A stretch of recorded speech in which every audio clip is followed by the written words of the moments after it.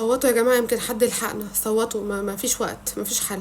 مش امبارح كانت اخبار كلها فرحه، النهارده اللي عليا وعليكم. طب يا عبد المنعم هناك ما فيش معلول، يعني معلول لما يرجع ويرفع لك الكورنر مين اللي هيجيبها جون؟ هيجي مش يقول مين اللي هيجيبها جول يا عبد المنعم؟ هناك ما فيش معلول. هون عليك يا منعم. يا لهوي الحسن، انا ما اتعافتش لسه من حمدي فتحي والله العظيم، كله كده عمال يمشي ويسيبني ديانج وعبد المنعم وحمدي فتحي. خلاص والله يا جماعه، هو لحد امبارح كان فعلا عبد المنعم مستمر في النادي الاهلي، ما طلعتش قلت الخبر كذب ولا فيك ولا اي حاجه، ولكن تعالوا احكي لكم القصه كامله. نادي نيس الفرنسي عاوز يحول للنادي الاهلي الفلوس بالتقسيط، النادي الاهلي متمسك ان هو يحولوا الفلوس كاش، يعني هتدولي فلوس عبد المنعم كاش، هنتم الصفقه رسمي وهيتم انتقال محمد عبد المنعم اليكم عادي خالص. هتدوني الفلوس بالتقسيط؟ لا احنا ما بنقسطش. نادي نيس متمسك ان هو يقسط المبلغ، والنادي الاهلي متمسك ان هو ياخد المبلغ كاش. لحد وقتنا هذا الكلام اللي بيتقال ان عبد المنعم الفلوس خلاص تقريبا هتتحول للنادي الاهلي، ونادي نيس الفرنسي رجع في قراره فهيحول للنادي الاهلي الفلوس كاش، وعبد المنعم